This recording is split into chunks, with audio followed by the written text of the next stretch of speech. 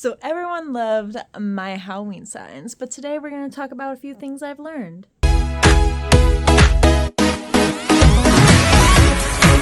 So believe it or not, my Halloween signs were the very first time I ever attempted to do these. My mom made them when I was younger, so that's where I got the idea.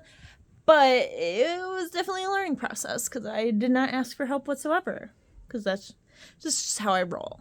If you have not seen my first video on how to make these signs, watch that one first and then come back for the whole tutorial. So let's get into it. I was taking down the signs and they were looking rough. Specifically, Goregeist and Punkaboo were looking rough. Their edges not looking so great. They were dirty. You know, it's going to happen with the weather. So I took my Method cleaner, which doesn't have any chemicals, so I don't have to worry about the paint, and I just started wiping this off. Peep husband reveal. And this helped really well.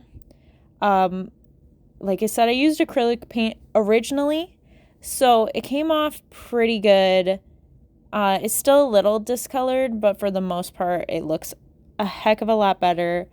But I'm going to try something a little more this time to see if that's going to help. Here's how it's looking after I did the cleaning.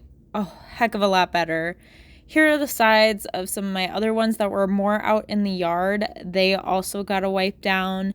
Everything got a wipe down just to try and prevent anything from getting worse.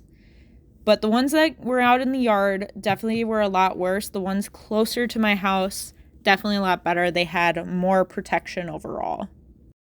Here's another look at the edges near the ground were definitely the worst.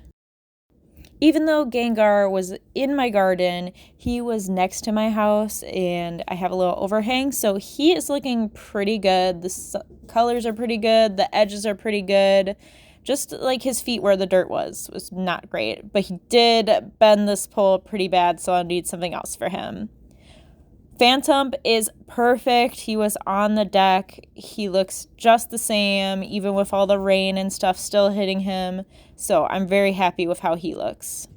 Okay, so this time around, last time I used this spray, which is supposed to be UV resistant, moisture resistant, all that good stuff. And it didn't do too great. So this time around, we're going to try using this guy so that I know we're completely covered, and I might still put this on top just to give it that extra layer of protection. With the paint on sealant, you're going to want to use a paintbrush that you probably don't care about as much because it is pretty hard to wash out. I did reuse it multiple times afterwards with the sealant, so it's a sealant brush now. I did 2 coats, front and back, and then a coat on the side, as well as I still took the spray and sprayed it over the front part that's going to be facing more of the sun so that we don't have any color fading. Something I did notice with this sealant in particular is that if you made a mistake with your Sharpie line and painted over it, it does kind of show through after you put the sealant on. So just keep that in mind when you are lining your projects. I can tell that the finish on these products are way better, and I kept everything closer to the house just to ensure that we have them for a little bit longer. I hope you learned something, and I will see you guys in the next video. Bye!